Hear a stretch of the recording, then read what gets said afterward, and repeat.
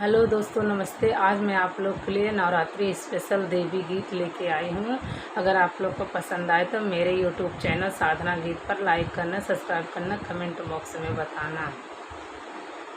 अपना त बैठियो मैया विंध्याचल पहाड़वा हो, छोहरिए अपनी नाम हो, छोहरिए अपनी ना। छोड़ियू गौआ की गोइड़िया हो, छोहरिए अपनी ना। अपना त बैठियू मैया विंध्याचल पहाड़वा हो, छोहरिए अपनी ना हो, छोहरिए अपनी ना। छोड़ियू गौआ की गोइड़िया हो, छोहरिए अपनी ना। के करे घर बाटे छोहरी जगर मगरवा हो, के करे घर माना। के करे घर बाटे छोहरी जगर मगरवा हो, के करे घर माना। बाटे नीजुआ नियरिया हो, के करे घर माना। गरीबवन के घरवा बाटे जगर मगरवा हो, घमंडी घर माना।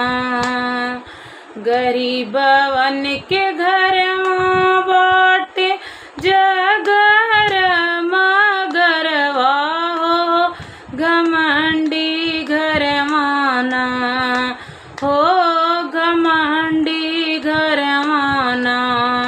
बाटे नीजुआ नियरिया हो, घमंडी घर माना।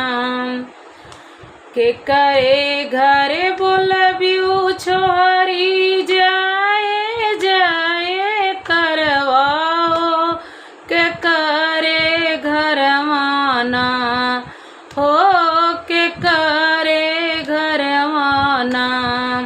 करबियू ढान महनवा हो, के करे घर माना।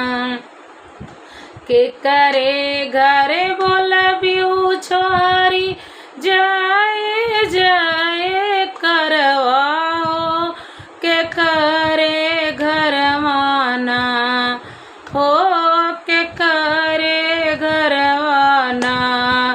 करबियू ढान महनवा हो, के करे घर माना।